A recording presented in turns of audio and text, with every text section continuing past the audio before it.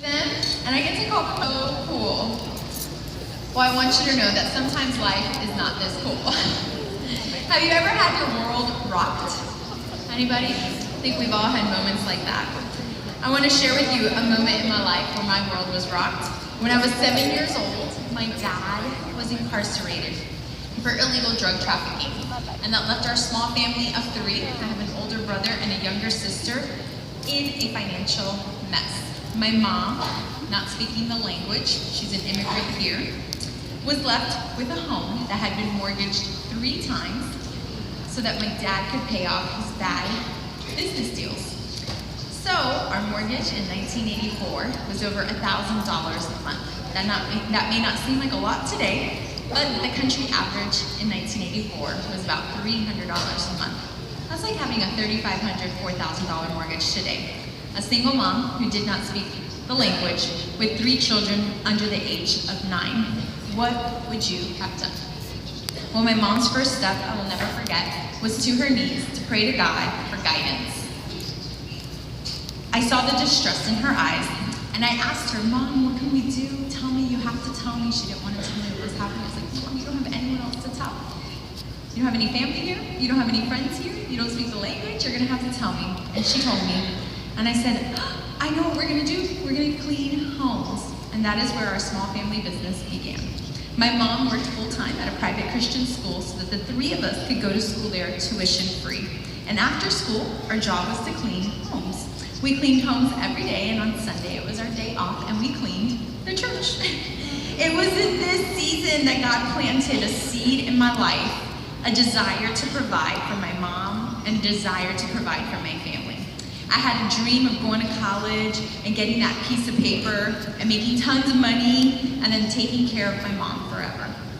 Well, I graduated from college, I got my piece of paper, and it wasn't how I imagined it would be. Reality was definitely different than the la la land I had dreamed of. 4 years into my career as an actuary, Mary Kay found me.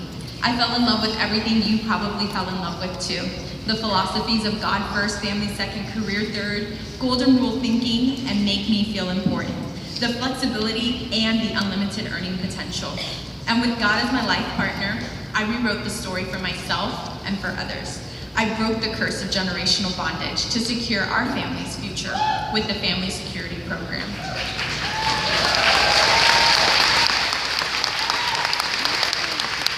Being able to be a work-from-home mom to my beautiful daughter, Haley, who's 8 years old, and my delicious son, Baby Bear, whose name is also Gavin, who's 3 years old. Being able to pay off their entire university, already done. Their Christian school private education. You know, when you die, you can leave 3 things. One of 3 things. You can leave debt, you can leave an inheritance, or you can leave a legacy. And you have to make a choice to want to leave a legacy. Now, this may be a total shocker to you, but when I started my Mary Kay business, I actually was not all in. I'm so glad Nathan Moore is not in the room here today to hear this. I was not all in. I was not totally committed. I did a power start, 30 faces in 30 days, because Daisha asked me to. She said, this is your first challenge, and I really wanted to kind of have her life, but I didn't think I could get to her level. So when Daisha showed up at my home after I completed my first power start to show me the steps to success for sure, the #1 thing that motivated me that day to get real about my Mary Kay business and finally get all in was the Family Security Program.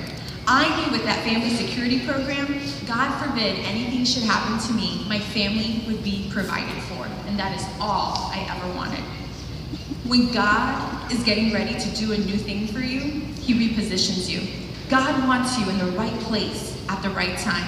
You are the one that has to make a strategic move in order to fulfill God's plan for your life. And I was in action. I had done 30 faces, and I was working towards my next 30 faces when my director noticed me and showed up at my house with a brochure. That changed my mind, and that's what made me all in. I wasn't all in before that. I was just kind of checking it all out. I was along for the ride. I was having fun. So this is a process, because if you don't take action, then you're not repositioned for blessing. That means that you have to learn to trust the process. And the process works. But this is still a process. The Bible says in Psalms 37:23 that the steps of a good man are ordered by the Lord. And the word steps here implies a process. God orders steps. That means that destiny is going to take a while, you guys. Steps mean you can't go to the destination just because you want to, or just because you'd like to, or just because you even need to. Steps don't make life harder. They actually create your readiness. God knows that a blessing given too soon is really not even a blessing at all. You know, if your son really needed to get some transportation to go to basketball games and he was 13 years old and you gave him a car, that would be a blessing turned bad, right? So it takes time. When your life is ordered, setbacks and disappointments are actually regarded as commas and not periods that punctuate the story of your life. And I'm not selling you on an overnight success here. We must learn to be 2 inches wide and 5 miles deep. You're gonna repeat the steps. You're gonna book, coach, sell, recruit. Book, coach, sell, recruit. Book, coach, sell, recruit. So what really gets us into trouble, because that seems pretty simple, right? What keeps us on the fence instead of being all in is that we get trapped by titles. Oh, but wait, aren't you an actuary? What do you mean you're doing this Mary Kay thing? Oh, I thought you were a teacher. Aren't you a housewife? Like, aren't you raising your kids? Oh, but honey, who's gonna make the dinner tonight if you're gonna go out and hold parties? Those are all titles. Oh, when I get to my red, then I'll have the confidence to really be all in. Or when I get to directorship, and we buy into it, and we stop seeking, and we allow other people to put a period and define us how they met us, where I believe God put a comma. It is my life pursuit to see how much is in me. God put a seed in all of us, and then he gives us the time to produce what is in that seed. The notion that there's only one tree in the seed is a myth. There might actually be a forest inside of your seed. So if you nurture what's in you, and you don't limit yourself by a job description, a title, or people's expectations, then you use every single gift God has given you. And just remember that you can't go through the door of destiny without passing through the hall of haters. Who's had some haters? It's a symptom when you have haters that you're on the right track. Now, if you can't endure the symptoms, you can't have the success. You even have to learn to appreciate your haters. They're instrumental for part of your learning. But don't let them distract you. Don't respond to them. To respond to them is to actually miss your mark, because then you enter into a debate with them because you think success is changing their mind. Who's ever tried to do this? We must eat the meat and throw away the bones. Don't invest your time trying to convince them to endorse you. God didn't call you to change their minds. God called you to set your face firm and keep on doing what you are doing. Destiny decisions have a price, and most often that price is courage. Now, courage is not required to be normal or to fit in. And when you neutralize your divinity and your God-given uniqueness, you will need no courage. Your life unfolds in proportion to the courage that you have. So you have to show up, be courageous, and be all in. It is not where we want to go. That's the biggest problem for us to figure out. We know where we want to go, don't we? The biggest problem is, what are you willing to leave behind in order to get there? What do I need to let go of? Am I available for God to give me the most? After Moses led the nation of Israel out of Egypt and out of slavery, they had to cross the desert into this promised land that God had given them. And there wasn't much to eat in the desert, so God provided them with manna, food from heaven, a sweet bread, and they could only collect enough for just that day, for them and for their family. And if you would save bread, it would spoil the next morning. It'd have maggots.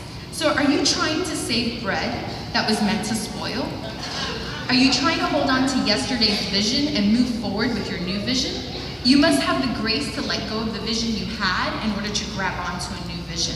We have this notion that if yesterday's bread went bad, then we failed. When I threw away my actuarial notebooks, did it really make me a failure?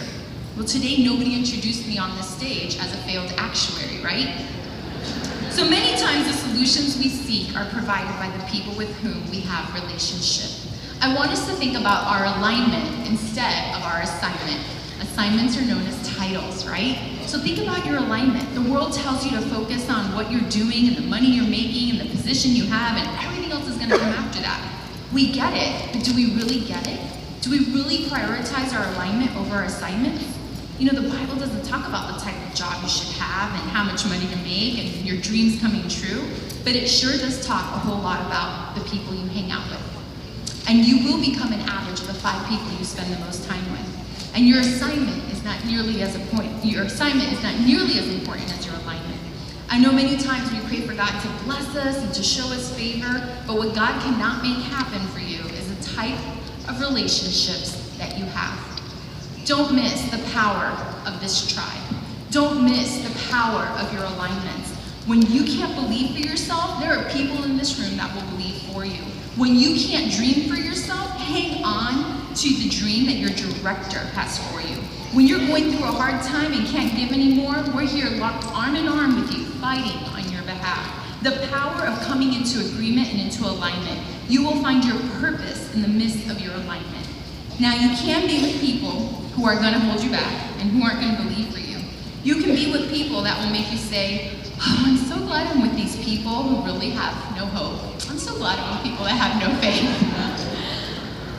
But just keep as a reminder, please don't listen to people who have nothing to lose. One day, as a small child, Thomas Edison came home from school and gave a paper to his mother. He said to his mom, Mom, my teacher gave me this paper and told me only you're to read it. Her eyes welled up with tears as she read the letter out loud to her child. Your son is a genius. This school is too small for him and doesn't have good enough teachers to train him. Please teach him yourself. Many years after Edison's mom had died, he became one of the greatest inventors of the century. One day he was going through a closet and he found the folded letter that his teacher wrote to his mom that day. He opened it. The message written on the letter said, your son is mentally deficient. We cannot let him attend our school anymore. He is expelled. Edison became emotional reading it and then wrote in his diary, Thomas A. Edison was a mentally deficient child whose mother turned him into the genius of the century. A positive word of encouragement can help change anyone's destiny. Please don't listen to people who have nothing to lose. I call you into alignment with a group of people that will encourage you and will not allow you to remain in your comfort zone. And I call you to be all in. You have to make a choice, to take a chance, and to make a change. And change is always uncomfortable, and you will never feel ready. 50 years ago, or 53 years ago, the incredible Dr. Martin Luther King delivered his I Have a Dream speech at the Lincoln Memorial. And that same year, President Kennedy and NASA were in all-out war to get a man to the moon before the Russians did. And that same year, a Texan grandmother embarked on a journey with a vision and a dream, thinking of you and thinking of me. A vision of a world where women would have more choices themselves, for their family and for themselves. A vision where the underdog wins. Who loves to see the underdog win? That's our story. A woman couldn't get along without a man's signature in 1963, and today we hold more than 85% of the purchasing power in the United States of America. She knew how talented you are. She knew how fabulous of a job you would do. She trusted that you would build your business and not take it for granted, this gift of Mary Kay, that she herself never had. Sometimes we belittle our efforts and our beginnings as if they weren't significant, but I too started my business with a Mary Kay starter kit and a lot of butterflies in my tummy. And the good book says, do not despise your small beginnings, for God rejoices to see the work begin. I've learned in Mary Kay that any dream we have, if it can be achieved without the help of others, it's too small. In order to achieve anything great, we must turn the dream from me to we. And that is what Mary Kay is about. It's about we. We are Mary Kay. We are the ones that carry the legacy out. Now here's a tip for you today. I want to ask you, has your vision ever been expanded? Do you see more clearly today? Well, today, when you leave here, I just want you to remember you're going to run out there and you're going to want to share this vision with the world. But you should remember that you cannot share a 16 by 20 vision with a 3 by 5 person. You now have 16 by 20 vision for your life, and if you share that with a 3 by 5 mentality, they'll probably try to shut you down. They have not yet been expanded or increased or blessed. You can share, just don't permit the reaction to determine your decision. Just remember that failure is not fatal, success is not final, and the only thing that matters is the courage to continue and make it count. and decide to continue. I want to close with this poem and dedicate it to you, the greatest sales force that has ever graced our planet Earth. There are women who make things better simply by showing up. There are women who make things happen. These are the women who make their way. There are women who make a difference. There are women who make us smile. There are women who do not make excuses and women who cannot be replaced. There are women of wit and wisdom who through strength and courage make it through. There are women who change the world every day, women like you. Make it a powerful pink and on purpose, all in, 97 days to the finish line, and I leave you with this blessing. May you always do what you're afraid to do. Thank you.